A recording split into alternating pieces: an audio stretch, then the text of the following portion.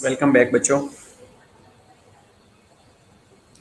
Okay, बाकी लोगों को बोल दें जल्दी से ऑनलाइन हो जाएं बेटा। It almost 10 minutes pass out हो चुके हैं।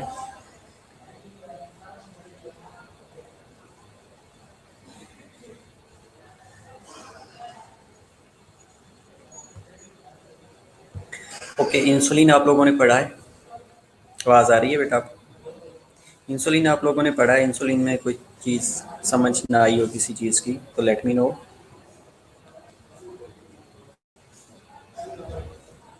अभी हमने ग्लूकागॉन के बारे में डिस्कस करना है। उसके बाद अगर इस तरह के कोई एमसीक्यूज आ जाते हैं तो आप लोगों के लिए मेरा ख्याल है मुश्किल नहीं होने चाहिए। ओके, तो अभी हम डिस्कस करते हैं ग्लूकागॉन के बारे में।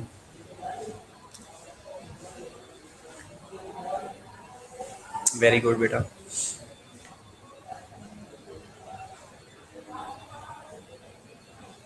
बेटा बाकी लोगों को आ रही है, आपको अगर नहीं आ रही तो उसका मुझे नहीं पता।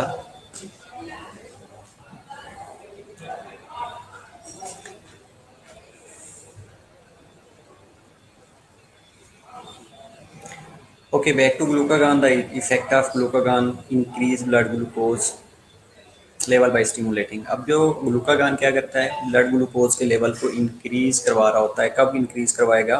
जब स्टैटिक पॉइंट से कम होना शुरू हो जाएगा। स्टैटिक पॉइंट हमारे पास क्या था? 63 से लेके 144 mg पर 100 ml, ये हमारा स्टैटिक सेट पॉइंट था। अब ये जब स्टैटिक सेट पॉइंट से ब्लड ग्लूकोज का लेवल कम होएगा, then glucagon will be activated. Glucagon release होएगा। ग्लूकागॉन क्या करेगा? The conversion of glycogen to glucose in the liver and skeletal muscle. अब हमने ये कहा था इंसुलिन में कि इंसुलिन क्या करती है कि जब ग्लूकोज का लेवल ज़्यादा होता है तो ग्लूकोज को ग्लाइकोजन की फॉर्म में कन्वर्ट करके लीवर और स्केलेटल मसल के अंदर स्टोर कर देती है। ओके वेल बेटा, वेरी गुड। ठीक है, तो जब ग्लूकोज का लेवल कम हो जाएगा, आवाज़ कट रही है? ओके, एक मिनट बेटा दे दी बस, मैं इसको ना मोड चेंज कर देता हूँ। आवाज़ कट नहीं।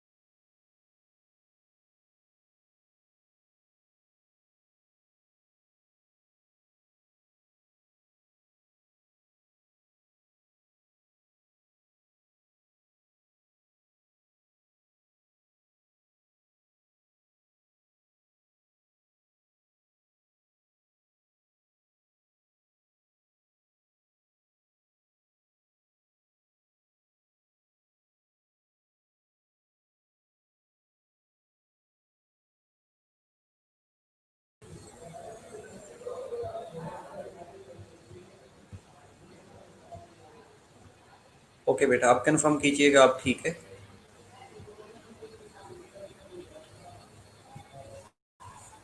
बेटा आप आवाज़ आ रही होगी इंशाल्लाह। तो सो आवाज़ आ रही है?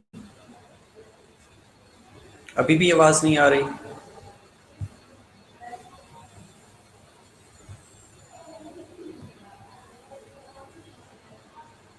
ओके,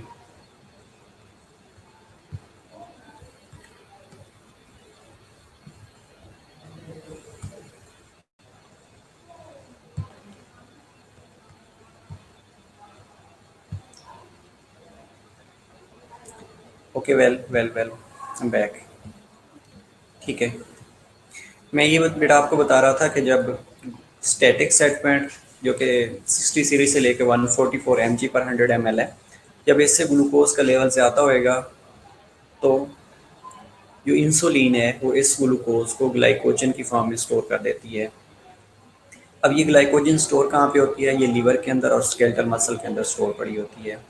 अब जैसे ही इस स्टैटिक सेट पॉइंट से ग्लूकोज का लेवल कम होता है, लाइक 64 से कम होना शुरू हो गया, ये 63 से कम होना शुरू हो गया, तो देन ग्लूकागान विल बी एक्टिवेटेड। ग्लूकागान जैसे ही एक्टिवेट होएगा तो ये जो ग्लाइकोजन स्केलेटल मसल के अंदर स्टोर पड़ी है, लीवर के अंदर स्टोर पड़ी है, तो इसकी ब्रेक डाउन करके ग्लूकोज के मालिक्यूल जनरेट करेगा और इस प्रोसेस को ग्लाइकोजिनोलाइसिस कहा जाता है। Got it? कि ग्लूकोज के मालिक्यूल की फॉर्मेशन जब ग्लाइकोजन ब्रेक डाउन करके की जा रही होती है तो उसको ग्लाइकोजिनोलाइसिस कहा जाता है। अब दूसरा बेटा ये काम करता है ग्लूकागान के, ये लिपोलाइसिस करना शुरू कर देता है कि जो फैट्स पड़े होते हैं स्टोर, उनको ही ब्रेक डाउन करवाना शुरू कर देता है। तीसरा काम बेटा ये करता है कि ये ग्लूकोन्यूजेनेसिस करता है। ग्लूकोन्यूजेनेसिस का मतलब ये होता है कि ग्लूकोज मॉलिक्यूल्स की formation other than carbohydrate source, like fats पड़े हुए हैं, प्रोटीन पड़ी हुई हैं, तो इनकी ब्रेक डाउन के प्रोटीनोलाइसिस कहा जाता है। प्रोटीन की ब्रेक डाउन को, फैट की ब्रेक डाउन को लिपोलाइसिस कहा जाता है। तो ये ग्लूकोगान क्या करता है कि लिपोलाइसिस और प्रोटीनोलाइसिस करना शुरू कर देता है। तो उसके रिजल्ट में ग्लूकोज मॉलिक्यूल की जनरेशन हो रही होती है। इसके अलावा secretion of glucagon is stimulated by low blood glucose level and exercise and decrease by somatostatin या इंसुलिन। जैसे ही ब्लड ग्लूकोज का लेवल नॉर्मलाइज होएगा, इसकी सिक्रेशन इनिबिट होना शुरू हो जाएगी। एक तो इंसुलिन इसकी सिक्रेशन को इनिबिट कर देगी, दूसरा somatostatin इनिबिट कर देगा। अब somatostatin का दूसरा नाम growth hormone releasing inhibitory hormone भी है। somatostatin का दूसरा नाम growth hormone releasing inhibitory hormone भी है। ठीक है, तो ये दो इंसुलिन और somatostatin इसकी सिक्रेशन को इनहिबिट करवा देती हैं। जिस तरह इंसुलिन की सिक्रेशन को ग्लूकागान इनहिबिट करवा देता है, सेम कंडीशन विद द ग्लूकागान, कि इंसुलिन इसकी सिक्रेशन को इनहिबिट करवा देती है। Got it? ओके,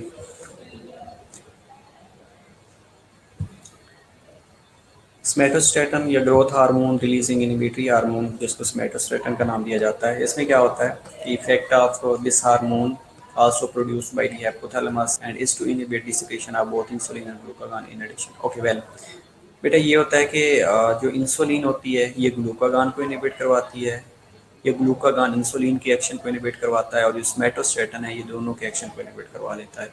इंसुलिन और ग्लूकागान दोनों के जो एक्शन को इनहिबिट करवाता है, that is known as somatostatin.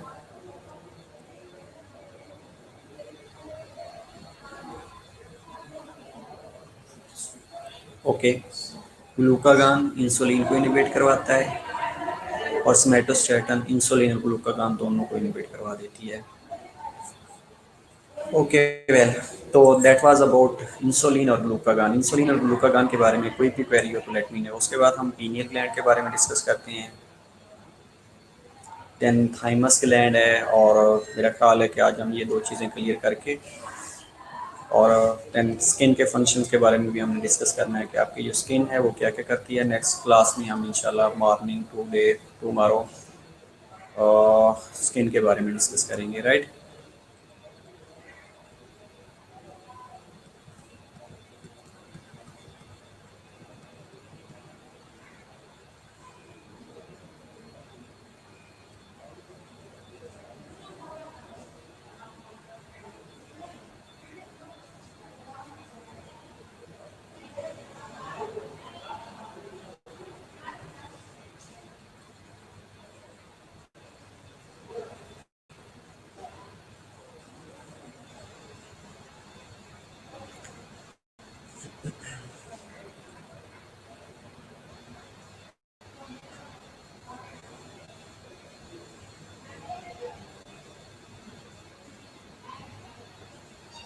Okay बेटा, shorts review exactly at the end 5 minutes में आप लोगों को दे दूंगा ये सारा जो हमने पढ़ा है, नथिंग टू वरी। इंसुलिन और ग्लूकागॉन के रिलेटेड कोई क्वेरी आपके माइंड में आ रही हो तो लेट मी नो।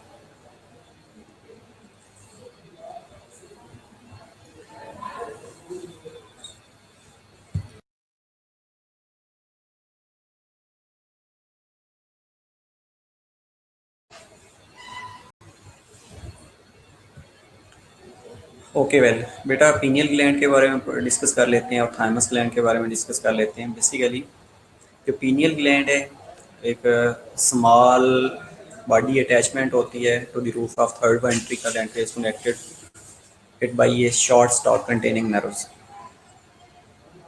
अब ये जो बेटा नर्व्स टर्मिनेशन होती है इनकी हाइपोथैलेमस में हो रही होती है, ठीक है। इसके अगर हम वेट की बात करें तो 10 मिलीमीटर ये लॉन्ग होता है, रेडिश ब्राउन इन कलर होता है और इसके बाहर एक कैप्सूल होता है। लेकिन इसके इम्पॉर्टेंट चीज़ ये है कि जैसे ही with the passage of life इसके अंदर एट्रॉफिक चेंजेस आना शुरू हो जाती हैं और एट्रॉफिक चेंजेस में लेटर ऑन ये क्या करता है कि इसकी कैल्सिफिकेशन हो जाती है।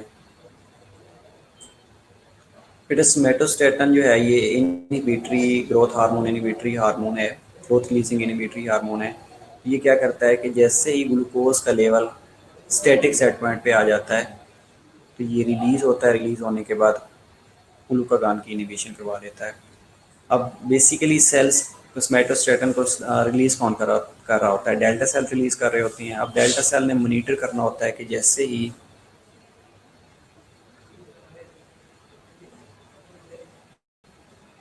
होम्योस्टेटिक सेट पॉइंट ग्लूकोज का अचीव होता है तो ये ग्लूकागॉन की सेक्रीशन को इनहिबिट करवाना शुरू कर देती हैं।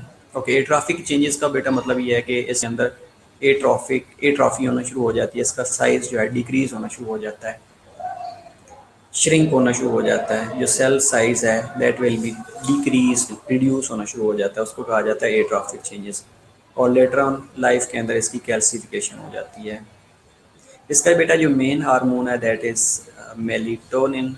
मेलिटोनिन सिक्रीट हो रहा होता है पीनियल ग्लैंड से और इसकी जो सिक्रीशन है third ventricle of the brain बेटा, थर्ड वेंट्रिकल ऑफ ब्रेन से ये कनेक्टेड होता है विद द हाइपोथैलेमस एक स्टॉक के थ्रू, ठीक है।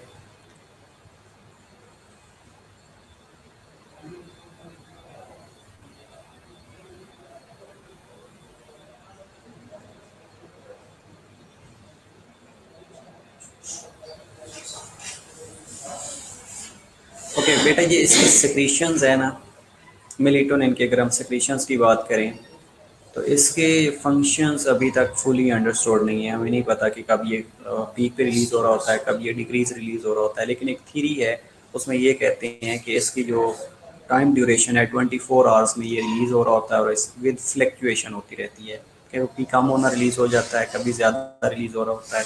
लेकिन जो बुक है वो ये कहती है कि जब हाईएस्ट इसका पीक होता है नाइट के ऊपर और मिड डे के ऊपर ये लोएस्ट लेवल पे होता है। इसके अलावा इसके जो डिफरेंट फंक्शंस हैं जिसके अंदर सर्केडियम रिदम, जिसको हम लास्ट क्लास में भी डिस्कस किया था कि सर्केडियम रिदम होता है जो 24 आवर्स का होता है और ये 72 आवर्स के अंदर चेंज होना शुरू हो जाता है। उसके लेवल को मेंटेन करता है सर्केडियम रिदम, ये सर्केडियम साइकिल को मेंटेन कर रहा होता है। और इसके अलावा ग्रोथ और development of sex organ before puberty को इनहिबिट करवा रहा होता है और पुबर्टी से पहले ये गोनाडोट्रोफिन को रिलीज़ नहीं होने देता बेसिकली।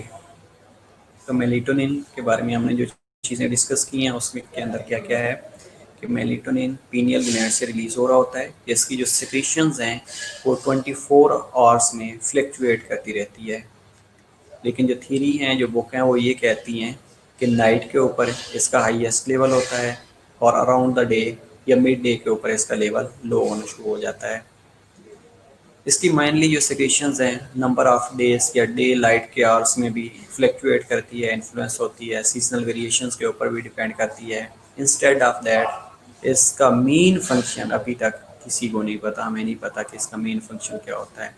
लेकिन ये दो काम कर रहा होता है। पहला काम ये करता है कि मेलेटोनिन जैसे रिलीज होता है तो ये सर्केडियम रिदम को मेंटेन कर रहा होता है। इसके अलावा दूसरा काम ये करता है कि ग्रोथ और डेवलपमेंट ऑफ सेक्स ऑर्गन्स की ग्रोथ और डेवलपमेंट को इनहिबिट करवा देता है बिफोर पुबर्टी। और दूसरा काम ये करता है, ये ग्रोथ और development of secondary sex characteristics कैसे इनहिबिट करता है कि ये गोनाडोट्रोपिन हार्मोन्स को रिलीज ही नहीं होने देता, गोनाडोट्रोपिन्स को रिलीज ही नहीं होने देता, उनको प्रिवेंट कर लेता है। अगर वो रिलीज नहीं होंगे तो जो सेकेंडरी सेक्स कैरेक्टरिस्टिक्स हैं वो डेवलप नहीं होंगे। ठीक है।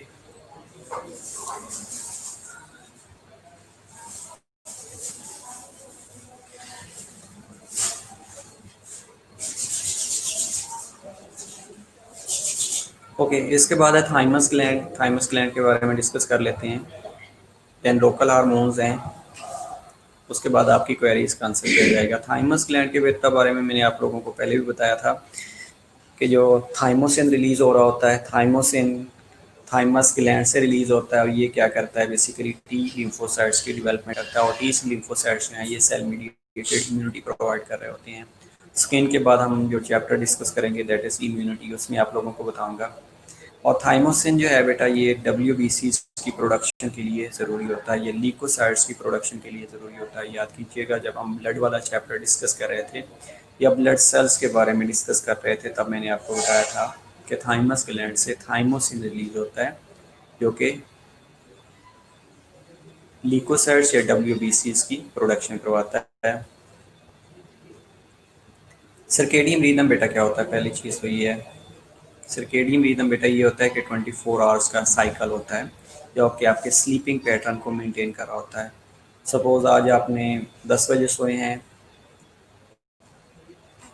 या पहले आपका जो स्लीपिंग पैटर्न था वो डिस्टर्ब था, आपने आज 10 बजे सोए हैं, नेक्स्ट डे पे भी 10 बजे सोएंगे, थर्ड डे पे जब आप 10 बजे सोएंगे तो ये उस टाइम रिलीज होना शुरू हो जाएगा। तो ये 72 आवर्स के अंदर ये चेंज होना शुरू हो जाता है सॉरी, सर्केडियन रिदम चेंज होना शुरू हो जाता है। एग्जैक्टली स्लीप एक साइकिल होता है, तो ये उसको मॉनिटर कर रहा होता है, मेंटेन कर रहा होता है।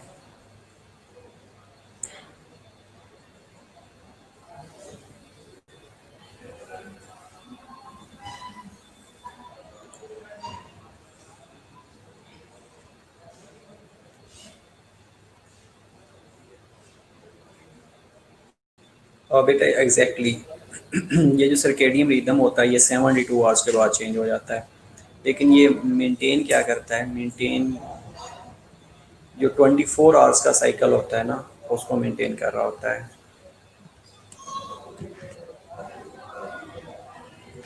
लाइक मॉर्निंग में कम रिलीज होएगा, नाइट पे रिलीज ज़्यादा होना शुरू हो जाएगा, इसी तरह इसकी रिलीज को मेंटेन किया जा रहा होता है।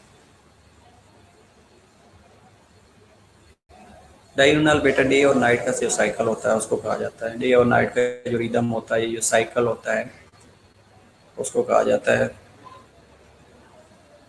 लेकिन ये सर्केडियन रिदम और डायurnal रिदम ये दो डिफरेंट चीज़ें हैं।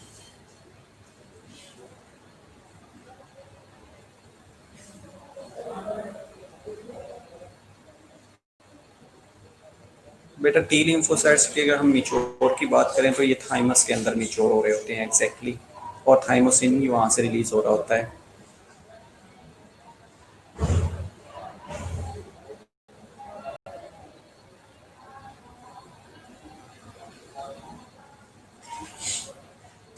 और डार्कनेस में बेटा एग्जैक्टली ज़्यादा रिलीज होता है, लेकिन ये बॉडी के अंदर कुछ रिलैक्सेशंस प्रोड्यूस करवाता है with the help of parasympathetic nervous system. ये मैंने भी पढ़ा था बेटा कि ये पैरासिम्पैथेटिक नर्वस सिस्टम को स्टिमुलेट करता है, लेकिन उसमें ये लिखा हुआ था कि ये पैरासिम्पैथेटिक नर्वस सिस्टम को स्टिमुलेट कैसे करता है, उसका कोई एक्शन नहीं था।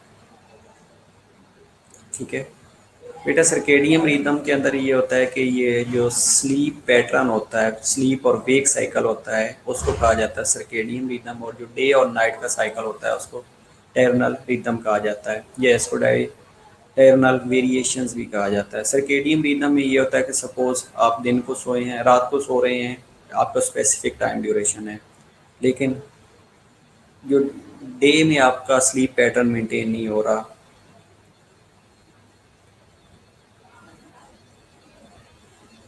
और सर्केडियन रिदम में बेटा ये होता है कि 24 आवर्स में जो एक स्लीप और वेक साइकिल मॉनिटर किया जा रहा होता है उसको कहा जाता है सर्केडियन रिदम। और जो डायurnal वेरिएशंस होती है, ये रिदम होता है, ये साइकिल्स होता है, उसमें डे में आप अगर सोए हैं तो आपको रात में किस टाइम नींद आएगी, ये एक पैटर्न होता है जो अल्टरनेटिवली चेंज हो रहा होता है। अब ये जो टर्मिनल होता है ये ज़रूरी नहीं कि आप 24 आवर का ले रहे हो, लेकिन जो सर्केडियन रिदम होता है ये 24 आवर का वेक और स्लीप पैटर्न जो होता है उसको मॉनिटर कर रहा होता है। बेटा डिसऑर्डर सिर्फ आपको पता होना चाहिए थोड़ा बहुत कि ये चीज़ है, अदरवाइज करने की ज़रूरत तो नहीं है। ठीक है, इसके अलावा लोकल हार्मोन्स हैं, लोकल हार्मोन्स के बारे में डिस्कस कर लेते हैं, बाद में डिसऑर्डर भी थोड़े बहुत देख लेते हैं, ओवरव्यू कर लेते हैं डिसऑर्डर्स का। नथिंग टू वरी कि आप लोगों को थोड़ा बहुत पता होगा। हिस्टामीन होता है ये 5-हाइड्रोक्सीट्रिप्टामीन। हिस्टामीन के बारे में हमने पहले पढ़ा हुआ है, प्रोस्टाग्लैंडिन के बारे में पढ़ा हुआ है, सेरोटोनिन के बारे में पढ़ा हुआ है। आपको याद है कि जब हम पढ़ रहे थे ब्लड कोएगुलेशन तो मैंने आपको हिस्टामीन के बारे में बताया था या सेरोटोनिन के बारे में बताया था, कुछ याद आया? अब बेटा जो हिस्टामीन होती है ना ये मास्ट सेल के अंदर स्टोर पड़ी होती है। इसके अलावा बेजोफिल की फॉर्म, बेजोफिल में ग्रेन्यूल्स की फॉर्म में स्टोर पड़ी हुई है। हम जब एलर्जी के बारे में डिस्कस कर रहे थे, आई थिंक, या हाइपर सेंसिटिविटी के बारे में डिस्कस कर रहे थे, तभी मैंने आपको बताया था कि जैसे ही आप कहीं पे खारिश करते हैं तो वहाँ पे हिस्टामीन रिलीज होना शुरू हो जाती है। और ये जो हिस्टामीन होती है ये ग्रेन्यूल्स की फॉर्म में स्टोर पड़ी होती है, ग्रेन्यूल्स की फॉर्म में मास्ट सेल के अंदर और बेजोफिल की फॉर्म में। जैसे ही कहीं पे कोई इन्फ्लेमेशन होना शुरू हो जाती है या आप किसी एरिया के ऊपर टैप करते हैं या कोई भी एलर्जिक रिएक्शन होता है, एलर्जिक रिएक्शन होने के रिजल्ट में या वहाँ पे ये लोकली रिलीज होती है थ्रू द मास्ट सेल या बेजोफिल इसको रिलीज कर रहे होते हैं। अब वहाँ पे ये काम क्या करती है कि ये कैपिलरी परमिबिलिटी बढ़ा देती है, जो ब्लड वेसल का डायमीटर्स है ना उसको इंक्रीज करवा देती है, और साथ में जो मेम्ब्रेन है उसको मोर पोरस कर देती है। इसके अलावा स्मूथ मसल की कंट्रैक्शन करवाती है इन दी ब्रोंकाई। अगर हम ब्रोंक्योज की बात करें तो वहाँ पे ये ब्रोंको कंस्ट्रिक्शन करवाती है, लेकिन वेसोडाइलेशन करवाती है। अब ये दो चीज़ें याद रखिएगा कि जो हिस्टामीन जब लोकली रिलीज हो रही होती है तो इसका इफेक्ट जैसे ब्लड सर्कुलेशन में मूव करेगी, तो जब ये ब्रोंकाई की तरफ मूव करेगी या लंग्स की तरफ मूव करेगी तो ब्रोंकाई की ये डायमीटर कम करवाती है, उसको कहा जाता है ब्रोंको कंस्ट्रिक्शन। एग्जैक्टली बेटा, जब चूंटी आपको काटती है या किसी को काटती है तो इचिंग होती है, उसके रिलीज उसमें भी ये रिलीज हो रही होती है। वेरी गुड, ठीक है। अच्छा, हिस्टामीन के बारे में बात कर रहे थे। हिस्टामीन क्या करती है? वेसो डायलेशन करवाती है, लेकिन उसके अपोजिंग इफेक्ट इसका क्या है कि ये ब्रोंको कंस्ट्रिक्शन करवा रही होती है। जो ब्रोंकाई स्मूथ मसल्स हैं उनकी नर्विंग करवा देती है। और इसके अलावा जीआईटी के अंदर इसका इफेक्ट ये है कि ये गैस्ट्रिक यूसेस की सिक्रेशन को स्टिमुलेट कर देती है। मेनली 3 फंक्शन याद रखिएगा। पहला फंक्शन तो ये है कि इन्फ्लेमेटरी रिस्पांस में एक्टिवेट होती है, रिलीज होती है। दूसरा क्या करती है कि कैपिलरी परमेबिलिटी को बढ़ा देती है। तीसरा काम करती है कि वेजोडाइलेशन करवा देती है। चौथा काम ये करती है कि ब्रोंको कंस्ट्रिक्शन करवा देती है। पांचवा काम बेटा ये करती है कि एलिमेंट्री ट्रैक से जो गैस्ट्रिक यूसेज हैं उसकी सिक्रेशन को इंक्रीज करवा देती है। ये 5 काम आपने हिस्टामीन के एज इट इज याद रखने हैं, और ये एमसीक्यूज में आ रहे होते हैं। उसमें एक नानाफा बॉग भी आता है, और जो कि एमसीक्यूज मैंने बनाए हुए हैं उसमें भी है ये। ओके, दूसरा है 5HT, 5-हाइड्रोक्सीट्रिप्टामाइन। प्लेटलेट में प्रेजेंट होता है in the brain and in the intestinal wall. Intestinal secretion और causes of smooth muscle contraction cause करवाता है, और ब्लड कोआगुलेशन के अंदर इसका रोल है। ओके, बार बार आवाज़ कट जाती है बेटा। किसके? हिस्टामीन के फंक्शन रिपीट कर देता हूँ बेटा।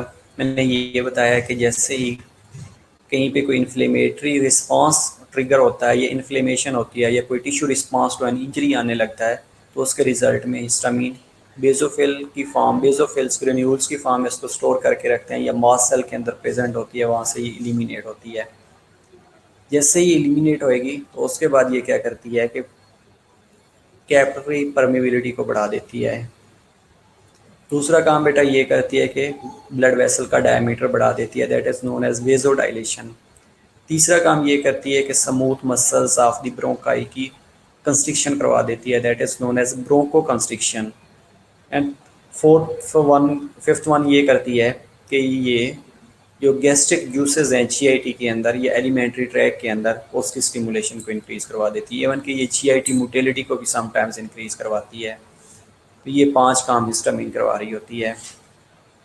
उसके बाद है 5-HT, ये सेरोटोनिन या 5-हाइड्रोक्सी इसके बारे में भी हमने चैप्टर 4 के अंदर डिस्कस किया था कि ब्लड क्लॉटिंग में हेल्प आउट करती है। 5-हाइड्रोक्सी ये कैसे हेल्प आउट करती है, किसी को याद है? सेरोटोनिन क्या करती है?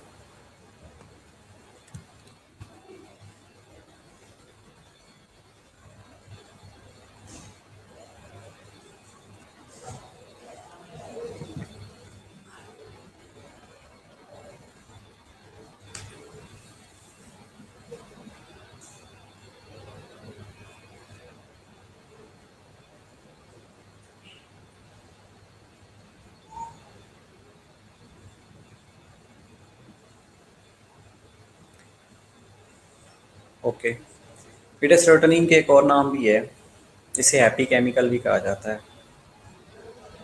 ब्रेन के अंदर ये वेल बीइंग को भी मेंटेन कर रही होती है, वेजो कंस्ट्रिक्शन करवाती है। ओके, वेजो कंस्ट्रिक्शन करवाती है। इसके अलावा बेटा इसको हैप्पी केमिकल का नाम भी दिया जाता है सेरोटोनिन को, कि ये हैप्पी केमिकल्स।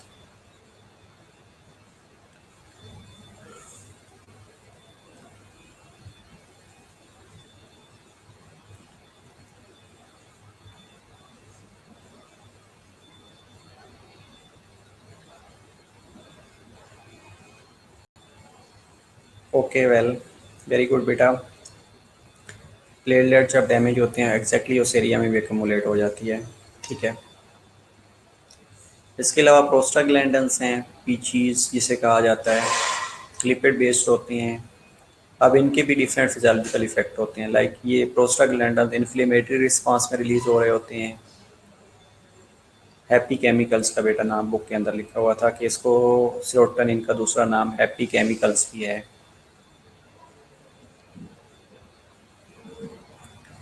प्रोस्टाग्लैंडन्स इन्फ्लेमेटरी रिस्पांस में एक्टिवेट होते हैं, पेन को पोटेंशिएट करते हैं। अगर कहीं पे पेन हो रहा होता है तो वहाँ पे ये पिन पॉइंट करवा रहे होते हैं एरिया को कि यहाँ पे पेन हो रहा है। इसके अलावा फीवर को इंड्यूस करवाते हैं with the help of इंटरल्यूकन्स।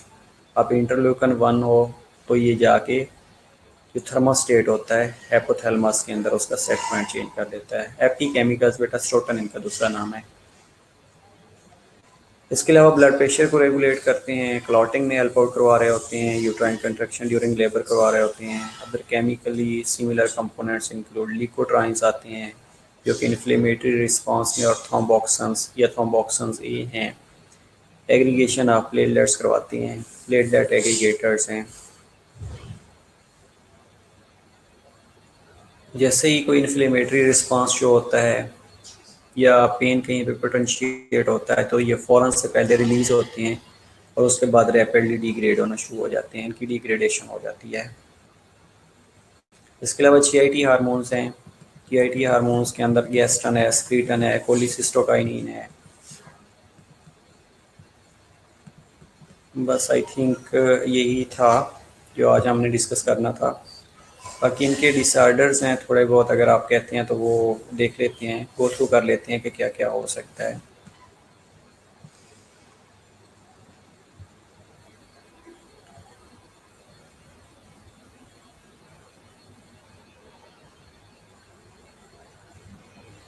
Okay, go through कर लेते हैं कि अगर डिसऑर्डर्स की तरफ चले जाते हैं कि अगर सेक्रेशन कम या ज़्यादा होएगी तो क्या क्या इफ़ेक्ट हो सकते हैं।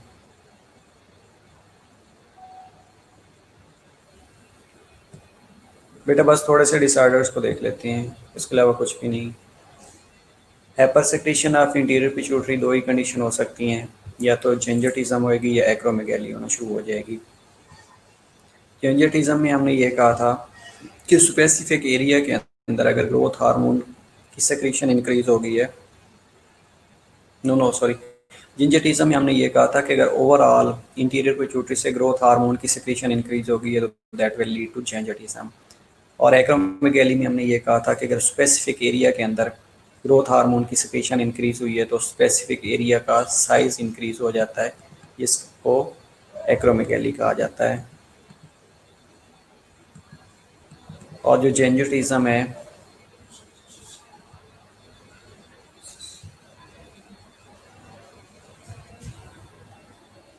ओके बेटा क्विज भी रख लेंगे। क्विज कब देना है आप लोगों ने बता दें, सैटरडे या संडे? नहीं, 9-10 मुहर्रम है, उसके बाद करेंगे। ठीक है। जेंजुटिज्म क्या है? This occurs in the children when there is excess growth hormone while epiphyseal plates of long bones are still growing। ठीक है, इसमें ये होगा कि बेटा जब एपिफाइजल प्लेट्स ग्रो हो रही होती है ना, वो फ्यूज़ नहीं होती, तो अगर ये रिलीज़ हो रहा होता है तो ये उनकी ग्रोथ को इंक्रीज़ करवा देता है। ओसिफिकेशन ऑफ बोन्स जब कंप्लीट नहीं होती, तो उससे पहले अगर ये रिलीज़ हो गया है तो उसके रिज़ल्ट में ये जो लिम्स होते हैं उसमें ये ग्रो होना शुरू हो जाती हैं और बंदे का साइज़ बढ़ता जाता है। तो उस कंडीशन को जेंजुटिज्म कहा जाता है। ठीक है, लाइक आपकी बुक में एक पिक भी दी हुई है, दैट वन, ये जेंजुटिज्म है। जो सबसे बड़ी पिक आपको दिखाई दी जा रही है, उसके साथ ये डिवार्फिज्म है।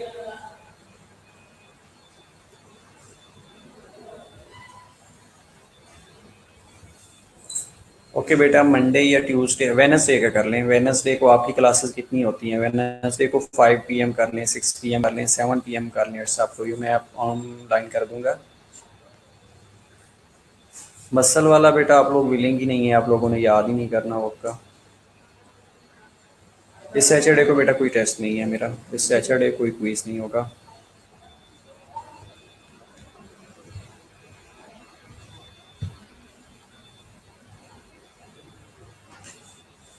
ओके, वेनसडे को कर लेंगे बेटा।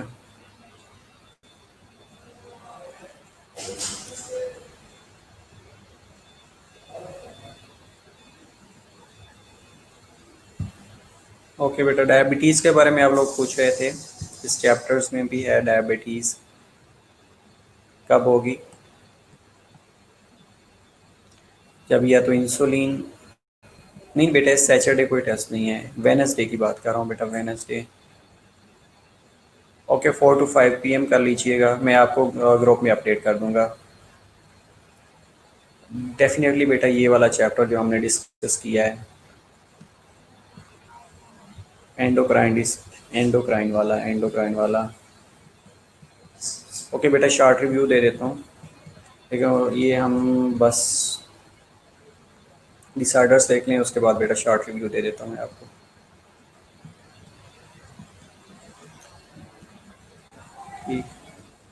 थायराइड ग्लैंड में बेटा हाइपोथायराइडिज्म होती है या हाइपोथायराइडिज्म होती है। हाइपोथायराइडिज्म में ये होता है कि अगर एक्सेसिव T3 या T4 की सिक्रीशन हो गई है, थायरोटॉक्सिकोसिस भी उसको कहा जाता है।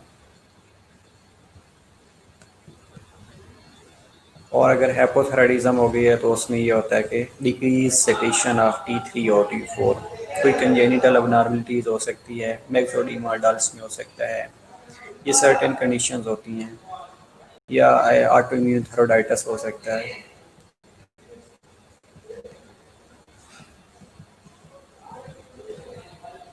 बेटा अबव देन नॉर्मल नहीं होती, बॉडी पोस्चर तो मेंटेन रहता है, लेकिन एपिफाइजल प्लेट्स जो हैं जब फ्यूज़ नहीं हुई होती, ग्रो कर रही होती हैं, तब अगर ग्रोथ हार्मोन ज़्यादा रिलीज़ हो जाता है तो हाइट को इंक्रीज़ करवा देता है, लेकिन जो बॉडी का पोर्शन है उसको नॉर्मलाइज रखता है।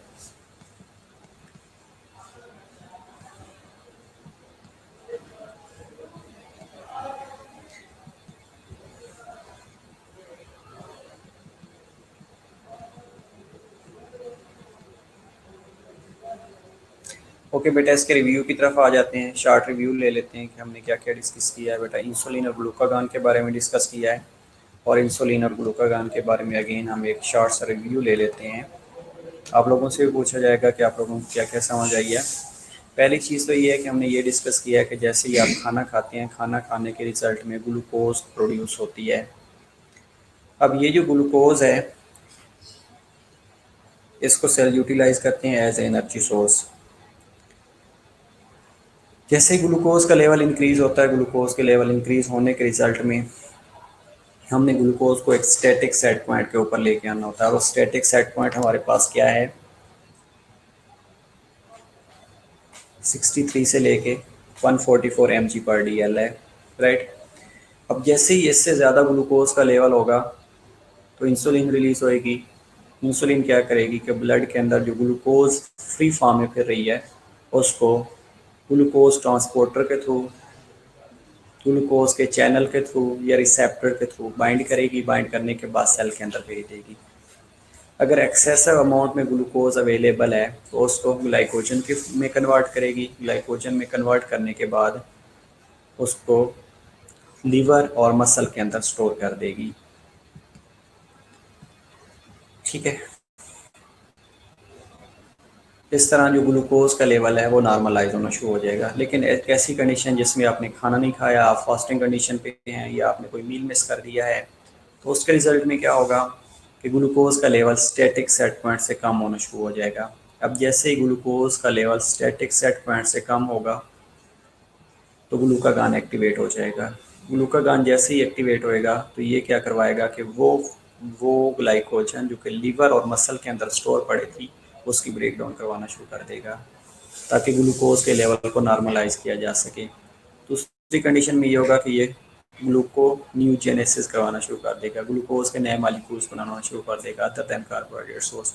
तीसरा काम लिपोलाइसिस करवा देगा। चौथा काम प्रोटीन लाइसिस करवा देगा, प्रोटीन की ब्रेक डाउन करवाएगा, फैट्स की ब्रेक डाउन करवाएगा, फ्री फैटी एसिड्स प्रोड्यूस होंगे, कीटोन्स प्रोड्यूस हो रहे होते हैं, तो these are used as energy source. Then glucose के मालिक्यूल की जनरेशन होती है और ग्लूकोज का अगेन जो स्टैटिक सेट पॉइंट होता है वो अचीव हो जाता है। इस तरह हमने इंसुलिन के फंक्शन के बारे में डिस्कस किया कि इंसुलिन क्या करती है। पहला काम ये करती है कि ग्लूकोज को ग्लाइकोजन के अंदर कन्वर्ट कर देती है। कन्वर्ट करने के बाद उनको लीवर और स्केलेटल मसल के अंदर स्टोर कर देती है। दूसरा काम ये करती है कि अमाइनो एसिड्स को की अपटेक करवाती है, प्रोटीन की सिंथेसिस करवाती है और फैटी एसिड की सिंथेसिस को भी प्रमोट करती है और जो फैट्स होते हैं उनको एडिपोज टिश्यू के अंदर स्टोर कर देती है। इसके अलावा जो ग्लूकोजीनोलाइसिस हो रही होती है, ग्लूकोजीनोलाइसिस क्या होती है कि ग्लाइकोजन की ब्रेक डाउन करके ग्लूकोज के मालिक्यूल प्रोड्यूस करना, तो उसको इनहिबिट करवा देती है। और इसके अलावा क्या करते हैं कि जो ग्लूकोन्यूजेनेसिस हो रही होती है, ग्लूकोज के नए मालिक्यूल्स बन रहे होते हैं, उसको भी इनहिबिट करवा देती है। अब वो काम जो इंसुलिन इनहिबिट करवा रही होती है, ग्लूकोगान उन काम को पोटेंशिएट कर देता है, उन काम को एक्टिवेट कर देता है, स्टिमुलेट कर देता है। तो इस तरह जो ग्लूकोज का लेवल है बॉडी के अंदर मेंटेन किया जा रहा होता है।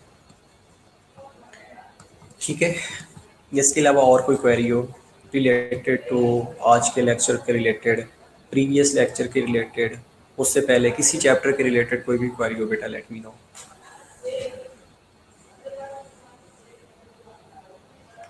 और बाकी वेनसडे इंशाल्लाह हम टेस्ट कंडक्ट कर लेंगे इस चैप्टर का वेनसडे, इसमें एमसीक्यूज होंगे। सिर्फ आप लोग रेडी कर लीजिएगा इसको। टाइम 4 to 5 PM रख लेंगे इंशाल्लाह। देखते हैं आप लोगों को कितनी समझ आई है। ठीक है, इसके अलावा कोई क्वेरी बेटा आज के लेक्चर के रिलेटेड? ओके बेटा, पीपीटी में शेयर कर दूंगा बेटा। ये आपकी बुक से ही है, आप बुक पढ़ लीजिएगा, बुक में ही है ये सारा कुछ।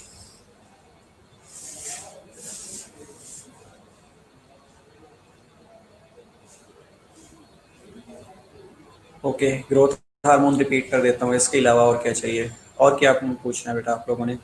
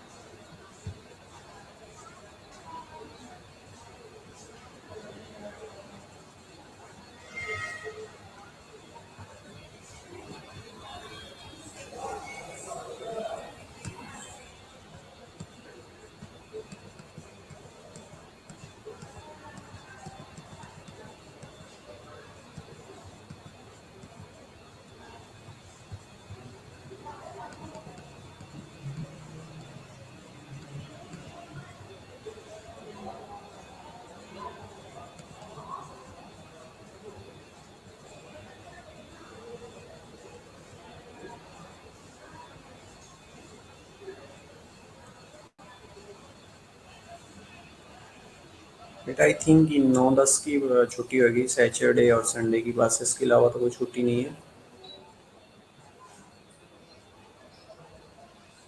बेटा जो सर्केडियन रिदम होता है एग्जैक्टली, ओके ग्रोथ हार्मोन बेटा रिपीट कर देता हूँ। डायबिटीज़ में बेटा वेट गेन नहीं होता, वेट रिड्यूस हो रहा होता है। डायबिटीज़ वाले पेशेंट्स में वेट रिडक्शन होती है क्योंकि वहाँ पे प्रोटीनोलाइसिस हो रही होती है और लिपोलाइसिस हो रही होती है, कीटोसिस हो रही होती है।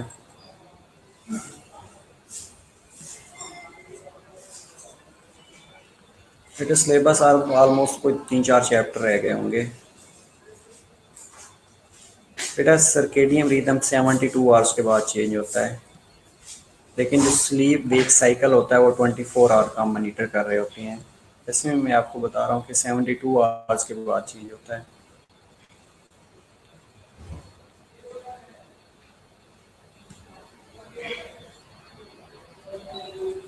बेटा इसका जो रिदम होता है ना सिक्रीट होने का, जो रिदम होता है वो अल्टर्ड हो चुका होता है। अब सपोज आपने दिन में सो लिया, सर्केडियन रिदम तो आपका अल्टर्ड हो गया ना, तो इसलिए सर्केडियन रिदम को मेंटेन करने के लिए आपको स्लीप पैटर्न मेंटेन करना पड़ता है। स्लीप पैटर्न मेंटेन करेंगे तो अल्टीमेटली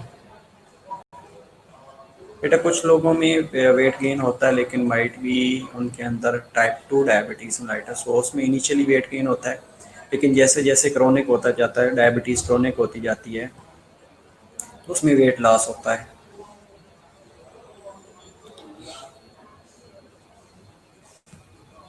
लेकिन बेटा जो बुक कहती हैं वो ये कहती हैं कि वेट गेन नहीं होता, लॉस होता है।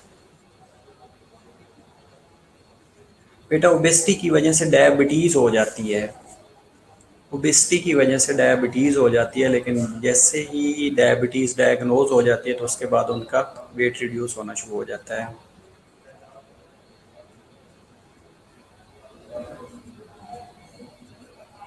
बेटा आपकी फैमिली में फिर ऐसे है कि उनको वेट इंक्रीज होने की वजह से डायबिटीज़ हुई है, टाइप 2 डायबिटीज़ मेलाइटस होएगी, जिसमें इनिशियली आप लोग उनको मेडिकेशन से ट्रीट करते रहे होंगे, और अगर वेट रिडक्शन नहीं हुई तो देन आपको इंसुलिन देना पड़ जाएगी होगी। तो इसलिए वेट रिड्यूस हो रहा होता है। टाइप 1 और टाइप 2 में डिफरेंस भी यही है कि जो टाइप 1 होती है उसमें इंसुलिन दी जा रही होती है, और टाइप 2 के अंदर ओरल हाइपोग्लाइसीमिक एजेंट दिए जा रहे होते हैं।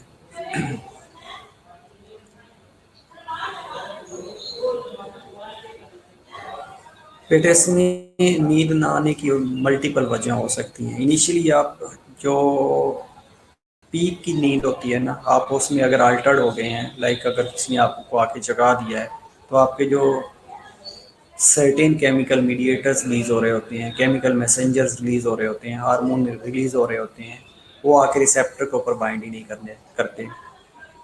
तो उस वजह से आपका जो वेक पैटर्न है या स्लीप पैटर्न है वो डिस्टर्ब हो जाता है, इसलिए आपको नींद नहीं आती। लेकिन कुछ अर्से के कुछ टाइम के बाद, लाइक 1 to 2 आवर्स के बाद, आपको फिर रिसेप्टर के ऊपर जाके जैसे जैसे वो स्लोली और प्रोग्रेसिवली केमिकल्स बाइंड करते जाएंगे, आपको नींद आना शुरू हो जाएगी।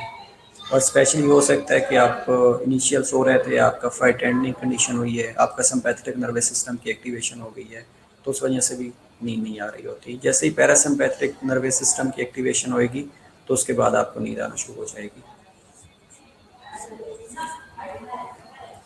Okay sorry. तो ग्रोथ हार्मोन के बारे में डिस्कस कर लेते हैं। आप लोगों को क्वेश्चन था कि ग्रोथ हार्मोन के बारे में थोड़ा सा रिव्यू ले लेते हैं। अब बेटा ये ग्रोथ हार्मोन जो था इसके बारे में आपको बताया था कि रिलीजिंग हार्मोन रिलीज होता है जो कि ग्रोथ हार्मोन की रिलीज को इंक्रीज करवा देता है, और स्मेटोस्टेटन जो कि ग्रोथ हार्मोन हार्मोन की रिलीज को इनहिबिट करवा देता है।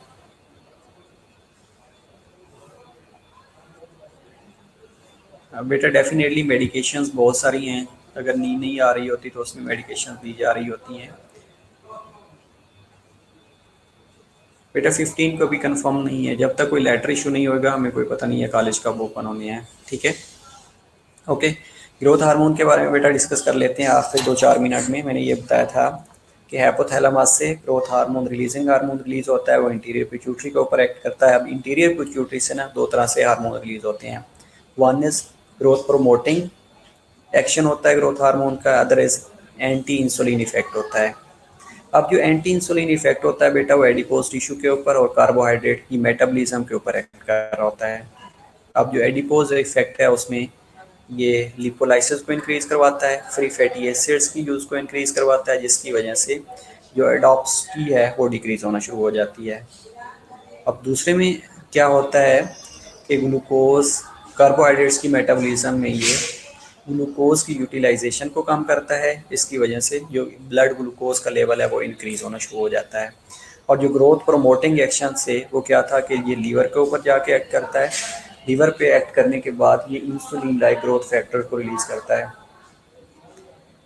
अब जो इंसुलिन लाइक ग्रोथ फैक्टर जैसे रिलीज होते हैं तो ये प्रोटीन की सिंथेसिस को इंक्रीज करवा देते हैं। जैसे प्रोटीन की सिंथेसिस इंक्रीज होएगी तो that will act on the body organs, that will act on the muscles, that will act on the bone and cartilage. जैसे ही बोन और कार्टिलेज के ऊपर एक्ट करेगा तो वहाँ पे ये ग्रोथ और डेवलपमेंट को इंक्रीज करवाना शुरू कर देगा। बॉडी ऑर्गन्स के ऊपर एक्ट करता है तो ये बॉडी का साइज इंक्रीज करवाना शुरू कर देता है, साइज के साथ फंक्शंस ऑर्गन के इंक्रीज करवाना शुरू एक्टिवेट करवाना शुरू कर देता है। और जैसे ही मसल के ऊपर एक्ट करता है तो मसल का जो लीन मसल मास होता है उसको इंक्रीज करवाना शुरू कर देता है। ठीक है, तो ये ग्रोथ हार्मोन के टारगेट थे कि हाइपोथैलेमस से रिलीज होएगा, इंटीरियर पिट्यूटरी पे आएगा, ग्रोथ हार्मोन रिलीज होएगा। दो एक्शन होते हैं, ग्रोथ हार्मोन प्रोमोटिंग एक्शन होता है और दूसरा एंटी इंसुलिन इफेक्ट होता है।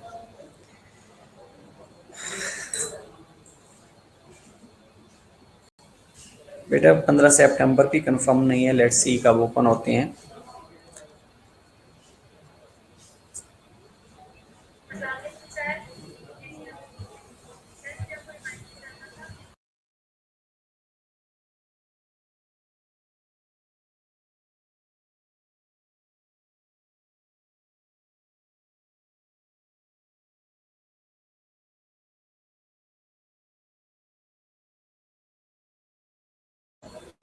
ओके बेटा, अपनी अटेंडेंस शो करवा दें, आपकी कोऑर्डिनेटर मांग रही हैं।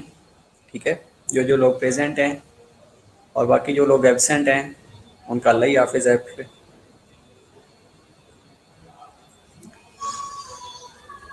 Almost it's over.